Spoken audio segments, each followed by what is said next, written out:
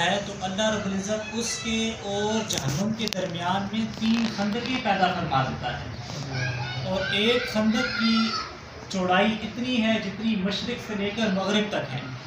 تو آپ اندازہ لگائیں کہ جو شخص اللہ رب العزت کی رضا کے لیے ایک دن میں مسجد میں بیٹھ جاتا ہے، مسجد میں اعتکاف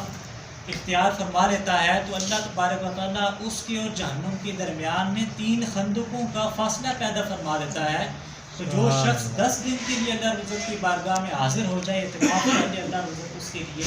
کتنے فضائل اور اس کے لیے کتنی برکتوں کا اہتمام فرماتا ہوگا۔ تو اعتکاف کرنے والوں کو، اور رمضان شریف کا چونکہ آخری اشرا رواں دوا ہے، رمضان شریف ہم سے الوداع ہونے کو ہے، نبی کریم صلی اللہ علیہ وسلم کی ایک حدیث شریف کا مفہوم ہے کہ